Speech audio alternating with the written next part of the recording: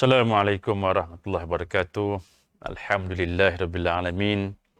Wassalatu wassalamu ala asyrafil anbiya'i wal mursalin wa ala alihi wa sahbihi ajmain. Asyhadu an la ilaha illallah wahdahu la syarika lah wa asyhadu anna Muhammadan abduhu wa rasuluh. Rabbi shrah li sadri wa yassir li amri wahlul 'uqdatam min lisani yafqahu qawli. Wa qala Allah ta'ala fil Qur'anil Karim ba'da a'udzu billahi minasyaitonir rajim. Ya ayyuhallazina amanu kulu min thayyibati ma razaqnakum washkuru lillah in kuntum iyyahu ta'budun. Sadaqallahul azim. Allahumma faqihna fid din. Alimna ta'wil wahdina siratal mustaqim. Amma ba'd. Alhamdulillah thumma alhamdulillah. Perbanyakkanlah kesyukuran kita kepada Allah Subhanahu wa taala kerana Allah masih lagi memberikan ruang dan juga peluang, rasa keinginan, rasa kehendak untuk sama-sama kita berada dalam satu majlis ilmu secara maya ini. Anjuran daripada Pondok Maya Nur Falah yang juga merupakan skot pengurusan jenazah Malaysia ini yang bertemakan kepada dakwah sampai jenazah kan. Itu juga merupakan tema yang diungkapkan oleh NGO ini yang sama-sama mengorganiskan, menganjurkan program-program keagamaan. Mudah-mudahan semua perkara-perkara ini akan dinilai sebagai satu amal kebaikan yang kita akan lihat kebaikannya itu apabila kita bertemu dengan Allah Subhanahu Wa Taala.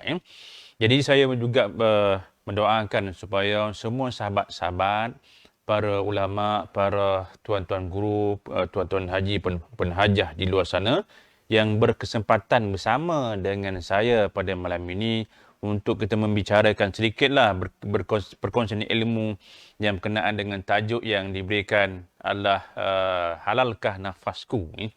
Halalkah nafasku.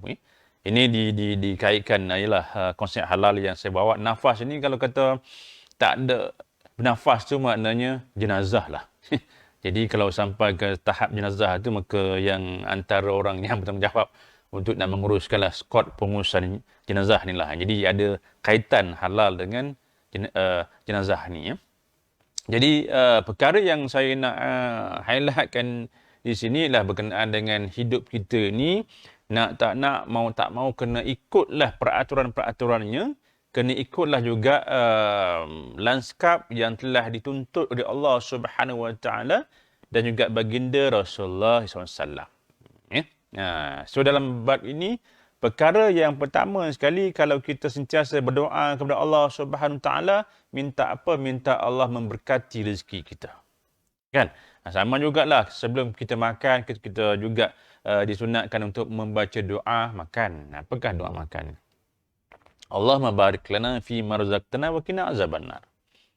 Kita minta kepada Allah Subhanahu Wa Taala supaya Allah memberikan keberkatan atas rezeki yang kita nak makan dan juga minta dijauhkan dengan api neraka, kan? Berkat dengan api neraka. Apa hubung kait berkat dengan api neraka ni? Barakah ni ulama juga mentafsirkan adalah yang perkara yang nak mencapai keberkatan yang pertama sekali, rezeki ni mesti halal. Mesti halal. Sebab tu Allah sebutkan dalam surah Al-Baqarah ayat 168 itu, diwajibkan. Ya ayyuhan nasu kulu mimma fil ardi halalan thayyibah wa la tattabi'u khutuwatis syaitan innahu lakum aduwwun mubin. Allah perintahkan, wahai sekalian manusia, sama ada Islam ke orang bukan Islam, semua Allah telah perintahkan, makanlah, manfaatlah rezeki yang Allah berikan di atas muka bumi ini. Konsepnya adalah halal thayyibah, halal lagi baik, dan juga janganlah ikut jejak langkah syaitan. Sebab syaitan itu memanglah semua orang tahu bahawa musuh kita yang paling nyata. Kadang-kadang syaitan ini bukan hanya letak pada mata kita, bukan hanya letak pada hidung kita, bukan hanya letak pada kaki kita. Kadang-kadang diri kita itu sendiri juga telah menggambarkan perkara-perkara yang tidak baik ini. Sifat-sifat yang ada pada syaitan itu juga kita kena bermuhasabah. Ada tak sifat ini dalam diri kita? So, apa yang saya nak sebutkan di sini, bahawa itulah perintahnya. Nak mencapai satu keberkatan, kebahagiaan dalam hidup ini, tuan-tuan, wajib kena ikut apa yang telah Allah perintahkan. Ati Allah wa ati Rasul wa ulil amri minkum. Kena taat pada Allah, taat pada Rasul, termasuk juga ulil amri. Ulil amri ni bukan Ustaz Amri tak. Ulil amri adalah pihak yang sebagai pemerintah. Ya. So dalam hal ini tuan-tuan, barakah keberkatan dengan api neraka ni memang dekat. Sebab tu silap makan, dia akan masuk dalam api neraka. Dan juga sebab itulah juga dinasihatkan, diingatkan oleh baginda Rasulullah SAW. Ayul lahmin nabata minal haram fannar wa aulabih. Setiap daging yang tumbuh, yang membesar dengan sumber yang haram. Sama ada haram li zatihi, juga haram li ghairi. Sama ada haram itu zat itu haram. Hurrimat alaikum maitatu waddamu walamu khinzir. Allah mengharamkan kata kita, termasuk jugalah bangkai, darah, daging babi, apa yang tidak disembelih, yang disebutkan dengan nama Allah, semuanya itu dianggap sebagai benda yang haram. Itu memang dah tahu dah mana cara zatnya itu. Ataupun juga haram disebabkan benda yang lain. Haram disebabkan benda yang lain kan. Macamlah kita makan buah kan. Saya memang setiap malam dalam FB Ustaz Amri Halal itu memang saya berkuliah tentang sihat, halal dan sihat. Menceritakan buat bab-bab buah kan. Buah yang disebutkan dalam Al-Quran, buah yang disebutkan oleh baginda Rasulullah SAW. Maknanya apa yang Allah sebutkan dalam Al-Quran, apa yang disebutkan oleh Rasulullah, itulah yang terbaik untuk kita nak makan. Memang pun kita beli buah tembikai yang disebutkan.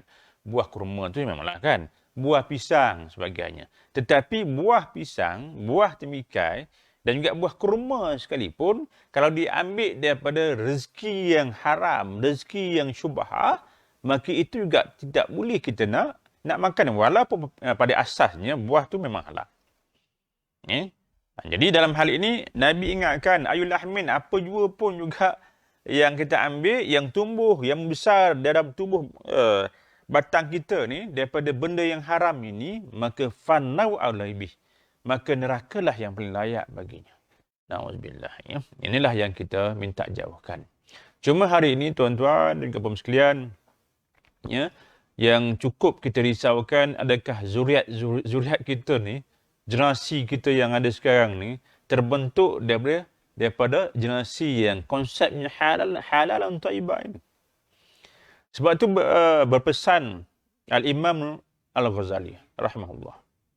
Kalaulah kita nak melahirkan anak-anak yang soleh, anak-anak yang solehah, anak-anak yang akan mendoakan kita nanti selepas kita telah meninggal dunia nanti, maka check and recheck balik rezeki yang diberikan ke atas anak-anak kita ni sejak mereka kecil lagi, nak suap tu, kena check balik rezeki kita. Sama ada datang daripada benda yang halal, yang haram, atau perkara yang syubhah. Ya?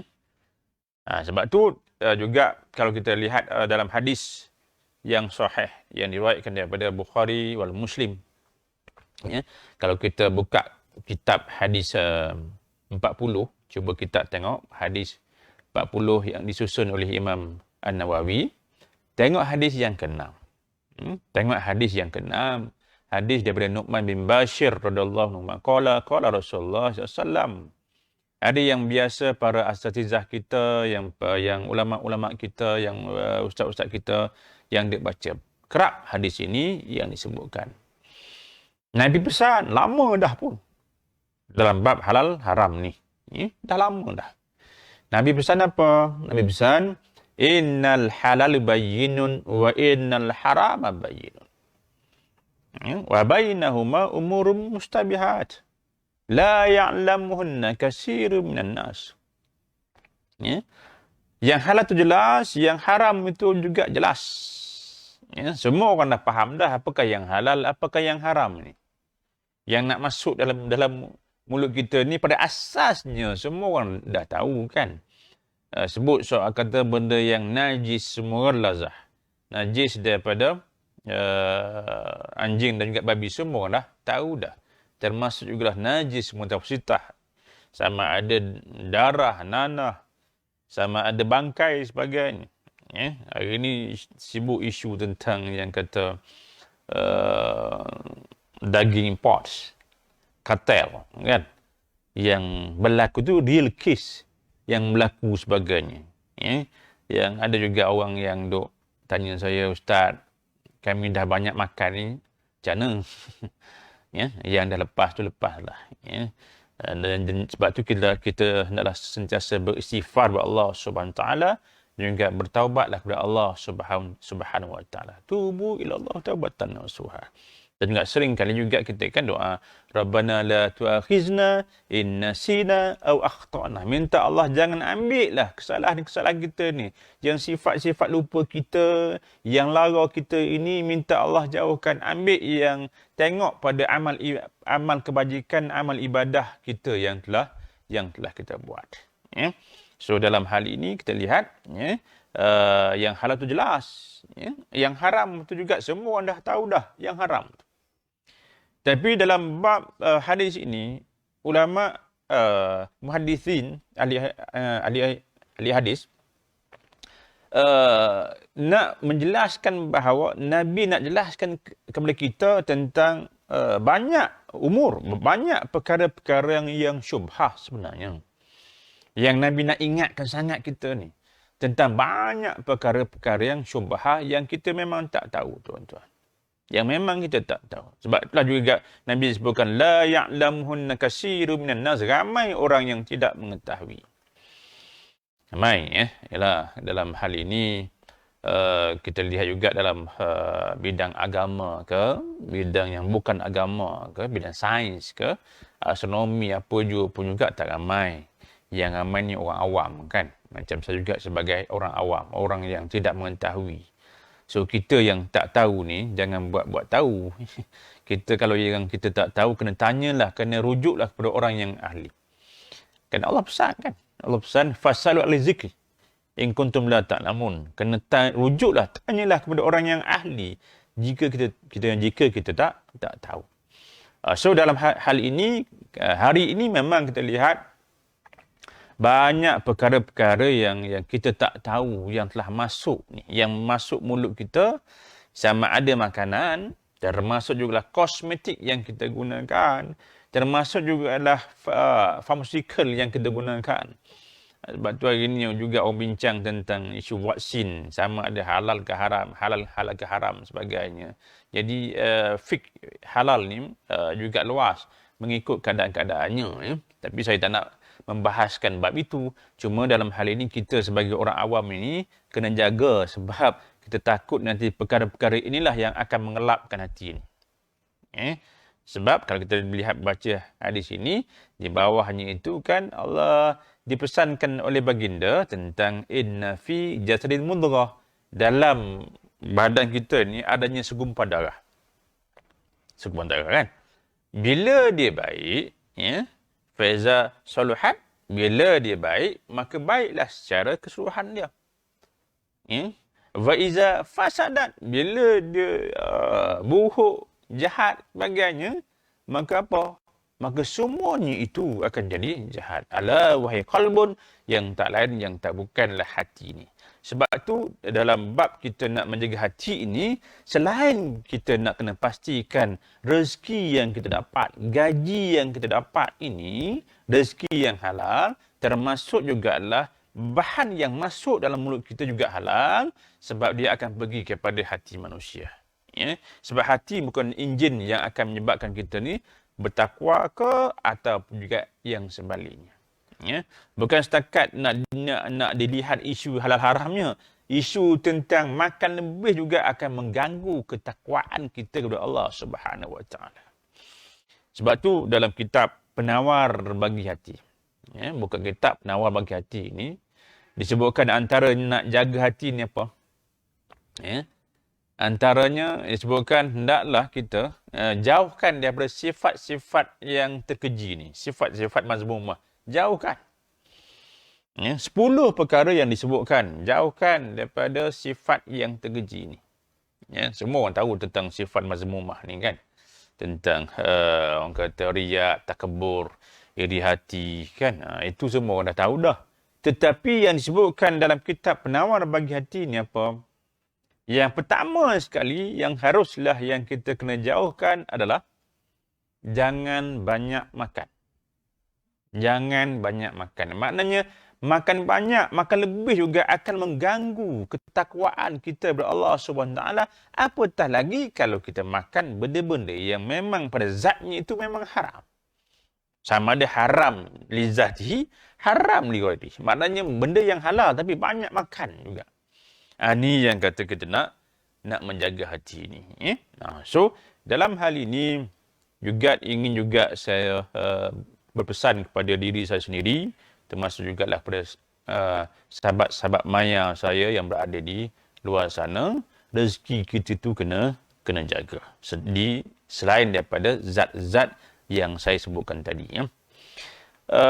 Yalah, kalau kita lihat isu yang hari ini juga diperkatakan tentang orang yang terlibat dengan benda-benda yang macam juga saya nak pesan jugalah kepada adik-adik kami, sahabat kami yang kerja dia adalah kerja sebagai rider, kerja sebagai penghantar makanan.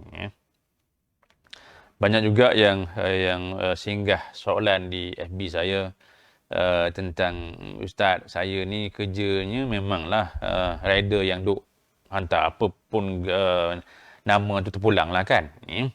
Jadi bila company ni sampai ada yang pesan benda yang halal, ada yang juga pesan benda yang tidak halal.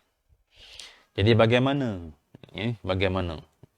So dalam hal ini mana yang kita akan cari? Keberkatan ke juga kekayaan ini? Itu yang Allah akan uji kita. So kita hendaklah orang Islam, kita ada garis panduan ini. Secara jelas, kalau ianya memang dah diharamkan, maka kita jauhkanlah. Sebab apa jua pun yang terlibat dengan benda yang haram ni, dia akan jadi haram. Madalal haram, fahuwa haram. Apa juga yang membawa kepada yang haram ini, dia juga akan jadi haram. Walaupun niat kita itu nak menolong keluarga, nak menolong orang lain, sebab dalam Islam matlamat tidak boleh menghalalkan cara. Sebab itulah kalau kita lihat pada prinsip halal haram fi Islam yang dikarang oleh Dr. Yusuf Al-Qaradawi, sebutkan antara 11 prinsip itu, antaranya kita tak boleh menjadikan matlamat itu sebagai satu yang kita nak capai. Kita kena langgar semua peraturan yang tu tak boleh. So kalau yang terlibat dengan arak, kena jauhkan. Sebab tu hari ni tuan-tuan, arak hari ni telah reform, rebrand. Dia telah menjadi sesuatu yang bukan arak lagi. Benarlah yang dipesankan oleh baginda Rasulullah SAW, akan ada segolongan umatku kata Rasulullah SAW, orang yang akan mengubah nama arak bukan dengan nama arak lagi. Maknanya akan ada segolongan umatku kata Rasulullah SAW, orang yang akan mengubah nama arak dengan bukan nama arak lagi dah. Bigori ismiyah. Hari ini kita lihat arak yang diberi nama sebagai Jolly, Shandy, Malts. Walaupun dilihat sebagai benda tin itu lebih kurang sama je tuan-tuan. Tin arak ni. Sama juga tin macam tin air sasi, air orange sebagainya. Sama. Tin je. Cuma yang ni mungkin nama Malta, nama Jolly, nama Shandy. Tapi dia sebenarnya adalah sejenis arak. Walaupun dianya adalah yang tidak memabukkan. Sebab tu kita kena juga faham konsep arak ni. Allah mengharamkan arak ini bukan sebab dimabukkan. Sebab dia adalah memang sifat itu memang najis. Sebab Allah sebutkan, innamal khamru wal maisiru wal ansabu wal azlamu rijsun min amri syaitan. Sesungguhnya Allah mengharamkan arak, judi, tenung nasib yang sembah berhala ni, semuanya itu dianggap sebagai benda yang najis. Sama ada arak ini mabuk ke tak mabuk, dia sifatnya itu adalah najis.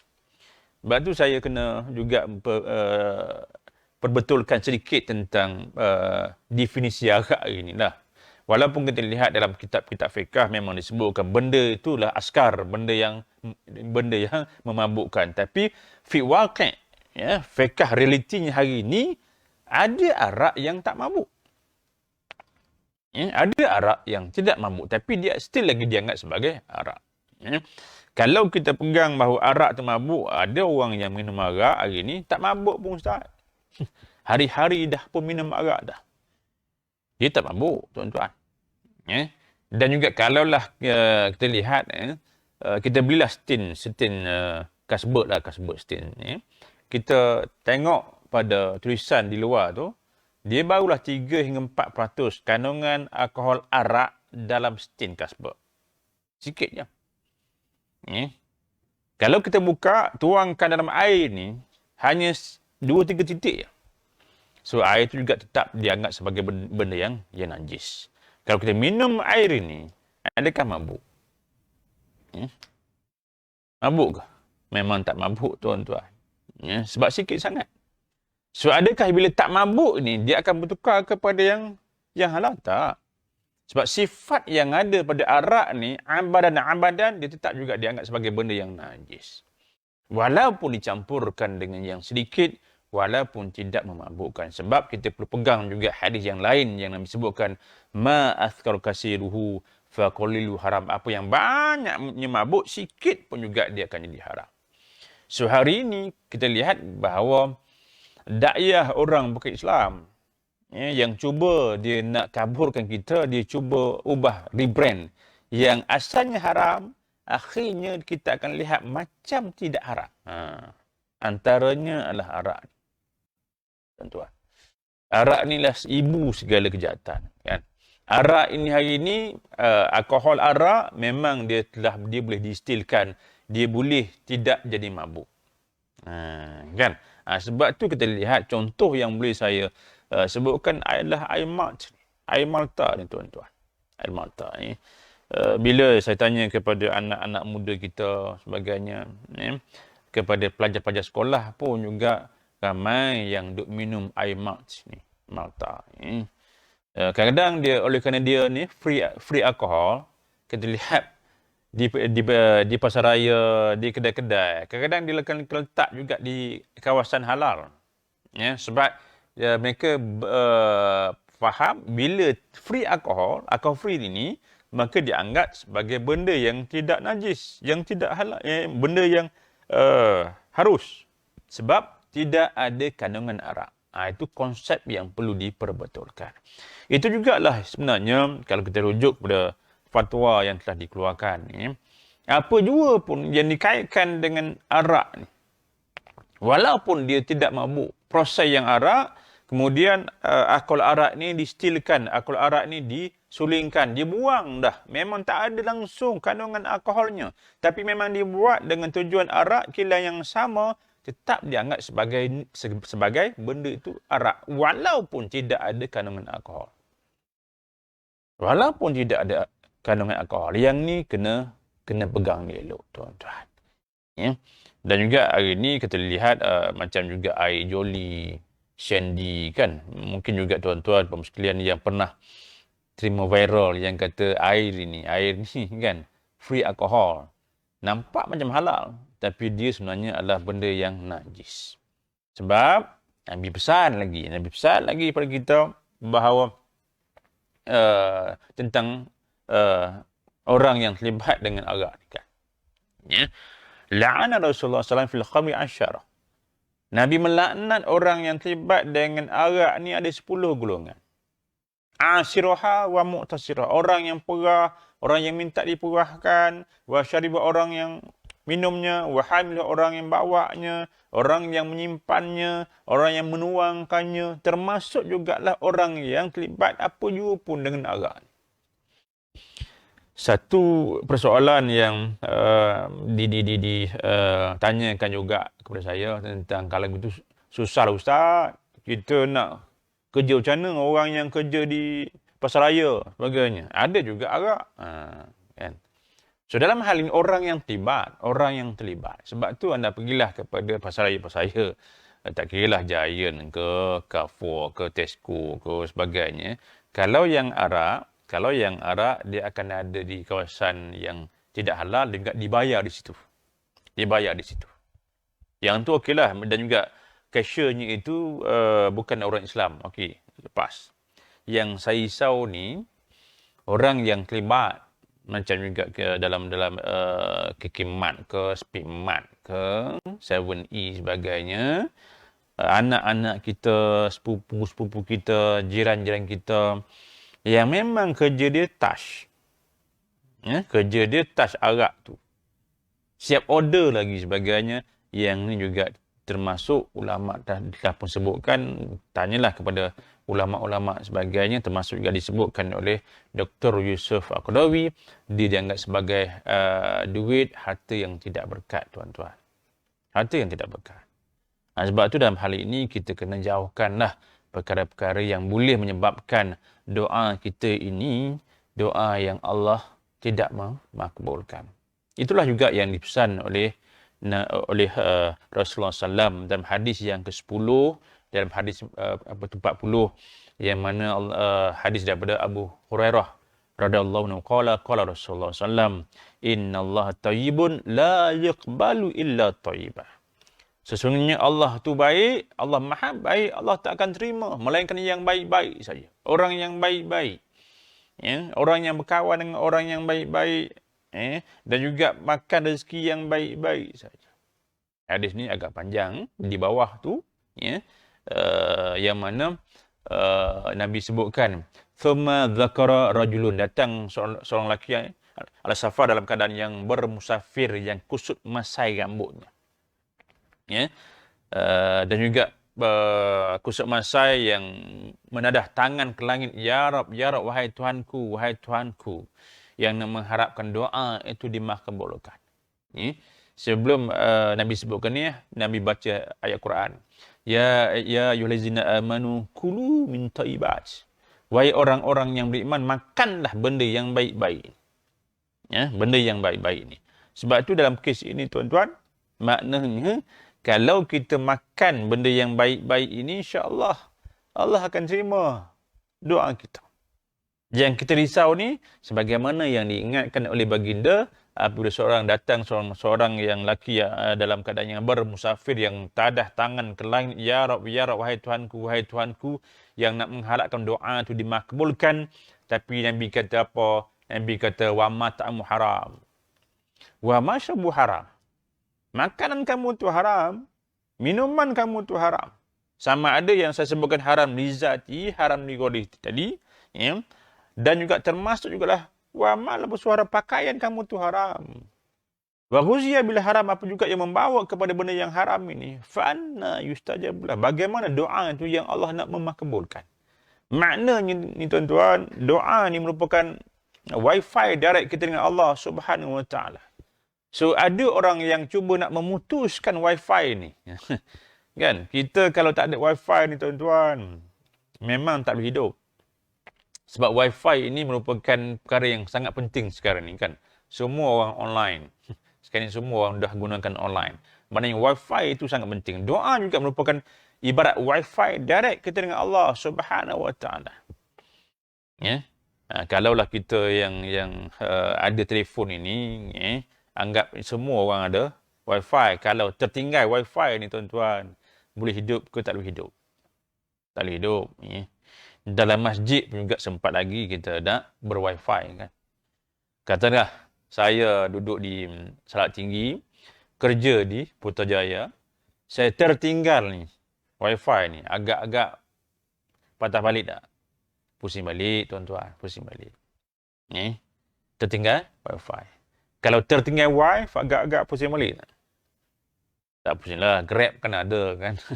Sebab hari ni orang tak boleh hidup tanpa wifi. Sebab banyak wife dalam wifi ni sebenarnya. Berhati-hatilah dengan wifi ni. So wifi inilah yang sebagai kita punya direct kita dengan Allah Subhanahu taala. So ada orang yang cuba nak memutuskan wifi. Kalau ada yang nak cuba putuskan, maknanya bagaimana Allah nak menerimanya doa kita ni. Sebab tu hari ni, tuan-tuan, dalam bab makanan dan juga barang gunaan kosmetik ni, dia ada yang tersurat, dia ada yang tersirat, yang seharusnya kita kena faham. Sebab tu John Naisbitt, seorang Yahudi, seorang lecturer di Harvard University, Dia telah menulis dalam buku beliau tahun 2000, disebut sebagai Megatrend tahun 2000. Dan juga ditulis semula oleh Majlis Ulama Indonesia dalam artikelnya. Dia kata bahawa nak perang orang Islam hari ini, ya, termasuklah kita yang berada di Malaysia ni, tidak perlu nak angkat senjata, tuan-tuan. Ya, tak perlu nak angkat senjata sebab tak menang pun orang bukan Islam nak lawan orang Islam dengan kekuatan. Sebab kita yakin bahawa syahidnya kita dan juga kita yakin dengan janji Allah itu. Syurga kepada orang yang berjuang fi sabilillah. Jangan duk main-main dengan Islam ni. Ya, betul. Maka dia ubah persepsi ni. Dia ubah dengan apa? Dia kata kita akan menyamaratakan dalam bab 3F ni. Bab 3F. Sebab dia baca hadis ini. Tengok hadis ini, kalau kata boleh putuskan wifi F yang pertama, food. Selamat. Allah tak makbulkan. Wifi yang kedua adalah F yang kedua tentang fashion, pakaian ini. Kita lihat hari ini, tuan-tuan. Pakaian kita macam-macam. Pakaian yang ala-ala E. coli. Ala hampa gas, vacuum pack yang sendat-sendat. Memang betul hari ini kalau kita lihat, trend sekarang orang memang nak jaga kesihatan. Bagus. Nak jaga kesihatan tu bagus. Orang yang berjoging, orang yang cycling sekarang ni cukup ramai, tuan-tuan. Sampai kalau Putrajaya tu penuh lah. Baguslah, bagus. Dari sudut kesihatan, bagus. Cuma berhati-hati dari sudut pakaian. Ya. Yang orang perempuan lah. Ya. Kena jaga betul-betul dalam aurat kita yang duk pakai yang sendat, yang duk berlari sebagainya kan, yang duk senam. Kita ni saja duk raung-raung pakai kepiah. Balik semula. Balik semula, tuan-tuan. Tak larat tengok, nak jogging pun juga kena tunduk ke bawah. Mana boleh. Ya. Termasuk juga lah style sekarang orang duk hiking, kan, hiking naik. Yang duk depan hiking kita tu perempuan. Betul dah, niat kita tu memang nak pergi jemaah masjid semua pergi hiking belaka. Tapi bila duk hiking di bawah orang ni, ni yang kata bahawa kita memberikan orang lain berdosa pula. Kita pula yang duk elok-elok ni tengok pula benda yang tak elok, dosa dia, kita pula yang nak kena tanggung balik melihat kepada ni. Maka dalam hal ini juga yang Nabi sebutkan, kena ingat pakaian juga menjadi faktor, bukan hanya pakaian yang curi saja, pakaian yang syariah compliant juga kena lihat. Waguzia bila harap apa juga yang membawa kepada yang haram ni, tuan-tuan. Maka F yang ketiga yang disebutkan oleh John yang disebut adalah fun, hiburan ini. Orang akan lebih berhibur, bukan tak boleh berhibur, tapi hiburan yang bukan mengikut apa yang telah diacuankan oleh Islam itu sendiri. Ya? Bagaimana doa itu nak dimakbulkan. So dalam hal ini, tuan-tuan, sebab itulah kena jaga. Orang bukan Islam cuba cari keadaan antaranya, dia cuba twistkan nampak macam halal, tapi sebenarnya dia lah tidak halal. Termasuk jugalah bab arak ni yang cukup saya tekankan kepada anak-anak muda kita, kepada anak-anak kita sebagainya. So jauhkanlah benda-benda yang boleh mendatangkan perkara yang syubhah. Yang syubhah kita kena jauhkan. Da'ma yuribuka ila ma la yuribuk. Jauhkanlah benda-benda yang syubhah. Ambillah benda-benda yang meyakinkan kita, tuan-tuan. Ya, apatah lagi benda yang memang haram. Ya, yang ialah kalau kita nak bincang bab yang kata bahawa coklat yang ada gelatin, yang ada marshmallow sebagainya, yang ada bahan-bahan tambah sama ada enzimnya, emulsifiernya, stabilizernya, semua bahan-bahan ini yang kerap saya dah sebut itu, maka itu lagi-lagi lah. Ya.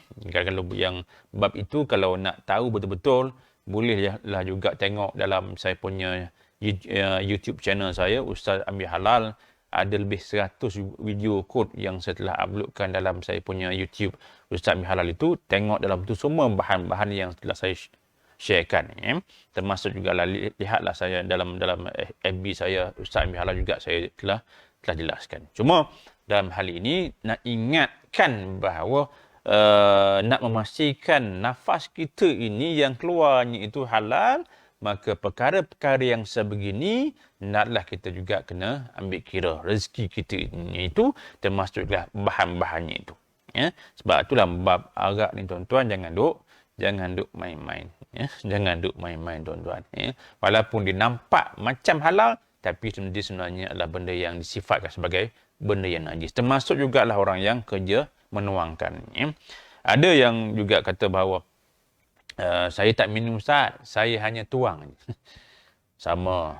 Termasuk juga ada 10 golongan yang Nabi laknat orang yang kerja dia adalah tuan arak. Saya dulu ketika buat operasi halal ni pada Ramadan, bulan puasa.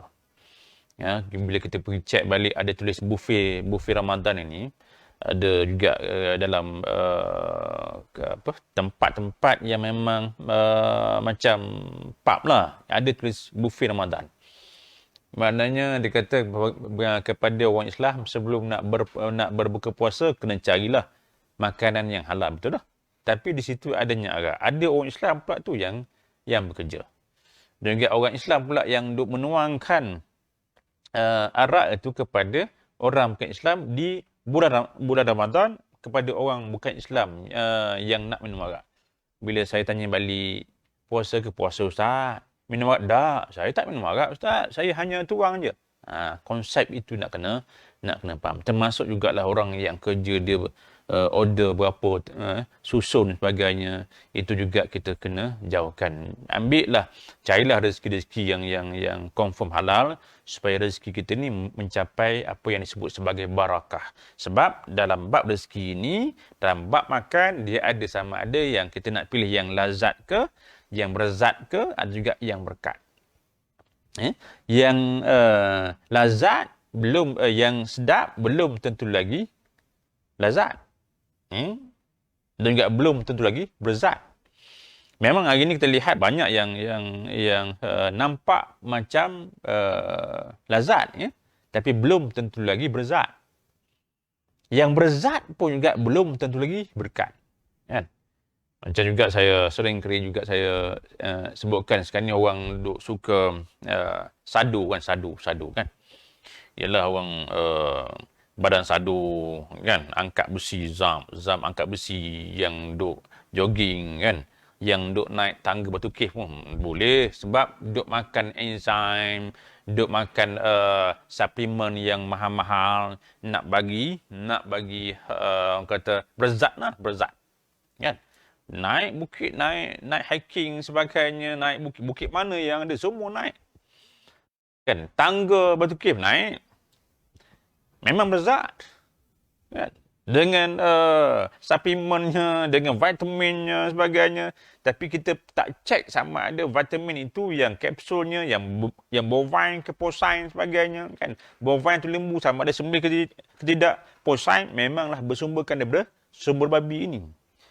Tetapi bila kita boleh panjat tangga sampai 99 tangga, belum tentu lagi boleh langkah tangga masjid yang ada 2 langkah tu je. Belum tentu lagi, tuan-tuan. Memang kita boleh naik basikal round sampai 100 kilometer sehari. Lalu ikut masjid sebelum subuh. Jumpa masjid, belum tentu lagi boleh berhenti, tuan-tuan. So, dalam hal ini kita nak lihat keberkatan tu di mana. Keberkatan tu. Lazat dah, berkat. Sebab tu dalam hal ini, seharusnya kita kena carilah yang barakah, keberkatan dalam hidup kita itu, makanya dia akan pergilah kepada kebahagiaan, bahagia. Kan? Kalau kata nak mencapai kebahagiaan, kena cek dululah sebelum tu keberkatan dan juga kehalalan apa yang kita buat ini. Dan juga nak mencapai kebahagiaan ini, Allah akan berikan sepenuhnya kepada kita. Dan juga antara orang yang tanda-tanda orang yang bahagia, kata Rasulullah SAW, arba'un minas sa'adah, 4 benda yang sebagai orang yang dapat ni tanda-tanda kebahagiaan. Apakah yang pertama? Kalau kita sebagai seorang lelaki, Nabi kata, kalau orang yang tanda orang yang bahagia, yang pertama sekali ialah orang yang ada almar'atun solihatun, isteri yang solihah. Maka siapa yang ada isteri yang solihah, dia telah bahagia insya-Allah. Dapat tak isteri yang solihah? Ya? Dapat. Macam tak dapat je, kalau tak dapat cari lain. Boleh cari yang lain sampailah dapat, sebab Nabi kata tanda-tanda kebahagiaan ini yang pertama adalah almar'atun solihatun, isteri yang solihah. Kalau dah dapat, alhamdulillah. Kan? Ya, kalau nak buka cawangan halal yang lain pun juga alhamdulillah, asalkan solihah. Baik. Yang kedua kata Rasulullah SAW ialah apa? Rumah yang luas. Ya, rumah yang luas. Maknanya rumah yang luas ini maksud bukan rumah yang besar, yang luas. Tak. Kita masuk dalam rumah ni rasa macam kata rumahku, syurgaku. Dengan isteri kita, dengan anak-anak kita, maknanya balik rumah tenang. Balik rumah tenang. Walaupun sempit, tapi adanya ketenangan dalam rumah. Itulah maknanya rumah yang kita rasakan seperti luas. Ada orang yang rumah yang luas, masuk dalam rumah rasa sempit sangat. Ada orang yang masuk ke pintu pagar pusing balik, tak nak. Tengok rumah dengan tengok orang rumah, langsung tak nak dah. Maknanya dalam hal ini, dia belum lagi capai apa yang disebut sebagai kebahagiaan. Yang ketiga Nabi sebutkan adalah apa? Jarun soleh, jiran yang baik. Kan? Jiran yang baik. Kalau kita ada jiran yang baik, alhamdulillah. Termasuk juga sahabat yang baik. Sahabat yang baik, bos yang baik, office mate yang baik, kan? Sahabat-sahabat ngetes juga baik, kan? Semuanya baik belaka. Maknanya itu juga merupakan satu nikmat kebahagiaan yang Allah berikan. Sahabat yang baik, jiran yang baik, jiran yang membawa kita kepada syurga Allah Subhanahu wa taala. Alhamdulillah. Yang keempat apa? Yang keempat Nabi sebutkan adalah kenderaan yang menyenangkan. Kan, kenderaan yang menyenangkan tak semestinya yang besar-besar. Kenderaan yang menyenangkan, kenderaan yang membawa kita kepada syurga Allah. Ya, kalau kata kenderaan yang yang mahal-mahal pun nak pergi ke kubur belum tentu lagi kita boleh naik kenderaan kita. Silap-silap kaya naik kenderaan SPS ni. Ya, skot pengurusan jenazah kan. Tak ke mana pun. Ya, skot pengurusan jenazah kan. SPG bukan SPN lah. SPJM kan. Itu maknanya kenderaan yang menyenangkan ini kenderaan yang boleh bawa kita ke rumah Allah. Cek baliklah. Berapa kali kereta kita start pagi ni, pagi kita baca bismillah, kereta ni bawa kita mana tempat yang paling banyak parking. Dalam masjid kah parking ataupun di shopping mall kah parking. Tengok balik mana yang lama. Dan juga kenderaan yang menyenangkan ini maknanya kita lihat dengan anak-anak kita boleh naik, dengan mak ayah kita juga boleh naik senang sampainya, tak rosak. Orang yang kereta besar-besar kadang rosak juga. Maka 4 perkara ini yang menjadi tanda kebahagiaan. Tapi sebelum itu Nabi sebutkan bahawa barakah, keberkatan itulah yang kita kena aulakan, yang kita kena cari. Ya. Sebab tu kena jaga elok-elok. Yang pertama sekali maknanya bab at'imah, bab makan ini masuk dalam perut kita, rezeki kita yang masuk dalam perut kita kena jaga betul-betul supaya nafas yang kita keluarkan inilah nafas yang Allah nilaikan nafas kita ini sebagai nafas yang halal dan thayyibah, nafas yang akan membawa kita bertemu dengan Allah Subhanahu taala, nafas yang sentiasa berdoa kepada Allah Subhanahu taala supaya Allah memberkati hidup kita, Allah memberikan kesihatan kepada kita dan juga Allah memberikan dipermudahkan untuk kita beramal ibadat kepada Allah Subhanahu taala, termasuk jugalah dimudahkan kita untuk mengeluarkan sedekah, kan? Sedekahlah kepada tempat-tempat yang baik seperti pondok ini, termasuk jugalah sedekah kita kepada orang-orang yang sangat-sangat memerlukan. Sebab ini kita lihat impact juga kesan daripada pandemik COVID ini, ramai orang yang orang kata ditimpa musibah. Allah uji mereka dengan orang-orang yang tak kerja sebagainya, maka ketika inilah kita hendaklah membantu mereka. Itu juga antara yang disebut sebagai barakah, keberkatan yang benar-benar berpunca daripada rezeki kita yang dinilai sebagai rezeki yang barakah, rezeki yang halalan thayyibah. Sebab tu juga kita berdoa kepada Allah, Allah mazukna rizqan wasi'a wa azukna rizqan halalan thayyibah. Minta Allah perluaskan rezeki kita, rezeki yang mana? Rezeki yang halalan thayyibah, rezeki yang halal lagi baik itu. Selain daripada kita nak pastikan apa yang saya sebutkan tadi sebagai menjaga amalan yang kita nak makan ini. Makan supaya amal sebagaimana yang diingatkan, yang diajar oleh baginda, termasuk jugalah makan. Kita nak makan apabila lapar ke sebelum lapar. Makan sebelum lapar. Makan sebelum lapar. Kalau dah lapar, makan, dia akan makan banyak. Sebab tu Nabi ajar kami satu kaum yang bila makan tak pernah sampai kenyang. Tak pernah sampai kenyang pun. Maknanya makan kena berhenti sebelum kenyang. Tapi budaya kita ni tuan-tuan, budaya kita ni, bila time orang yang nak makan, apa yang kita akan minta orang tu buat kan? Kita biasanya kita kata, sila makan, sila makan. Sila makan sampai kenyang. Tambah. Sila makan sampai kenyang. Itu bukan budaya sunnah. Itu budaya punah. Yang sunnahnya, kena ingatkanlah kepada orang yang nak makan ini, kena ingatlah, sila berhenti sebelum kenyang. Sila berhenti sebelum kenyang. Agak-agak tuan-tuan, apakah orang yang nak makan kata kepada kita, kedekut punya ustaz? Tak. Sedangkan itulah yang disunnahkan oleh baginda Rasulullah SAW. Sebab banyak makan, banyak sakit. Banyak makan, banyak sakit. Bila banyak sakit, ialah nak beribadat pun payah. Sebab tu juga antara orang bukan Islam, dia akan mencipta banyak menu, mencipta apa juga pun nak nampak sedap, kita akan makan banyak. Bila makan banyak, penyakit juga banyak, tuan-tuan.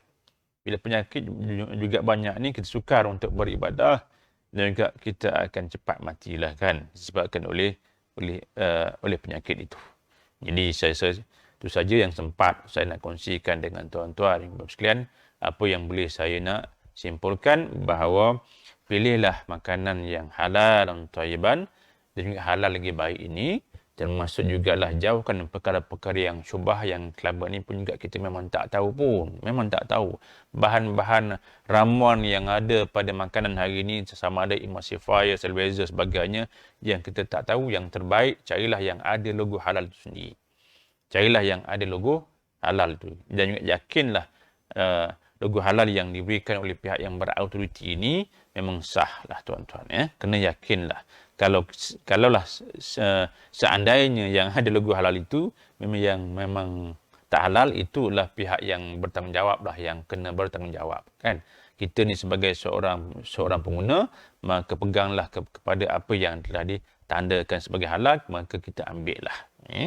Dan juga kita doakan supaya anak-anak kita juga lahir sebagai anak-anak yang baik sebagainya, anak yang soleh, anak yang solehah. Saya rasa itu saja yang sempat saya nak kongsikan. Apa yang baik datang dari Allah Subhanahu Wa Taala, yang tak baik itulah kelemahan saya sendiri. Sekali lagi saya ucapkan terima kasih banyak kepada pihak penganjur kerana sudi untuk menjemput saya. Mudah-mudahan semuanya itu Allah memberkati kita sebagai satu amal kebaikan yang akan dinilai sangat-sangat ketika kita bertemu dengan Allah Subhanahu Wa Taala nanti. Jadi sekian. Assalamualaikum warahmatullahi wabarakatuh.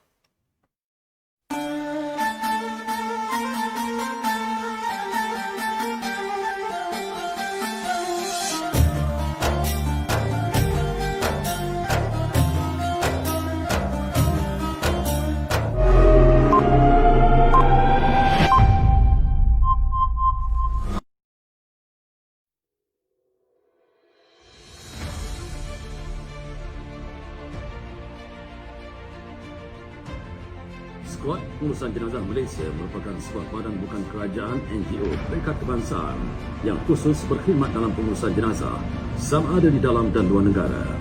Pihak SPJM berpengalaman dalam menguruskan jenazah-jenazah kritikal seperti jenazah reput, HIV/AIDS, TB, COVID-19 dan lain-lain. Berdaftar secara rasmi di bawah Jabatan Pendaftaran Pertubuhan Malaysia ROS sebagai sebuah pertubuhan bertaraf kebangsaan pada tanggal 24 Januari 2018. bertujuan membantu waris yang kurang berkemampuan dalam mengendalikan urusan jenazah ahli keluarganya dan mendidik masyarakat tentang keperluan mendalami ilmu pengurusan jenazah.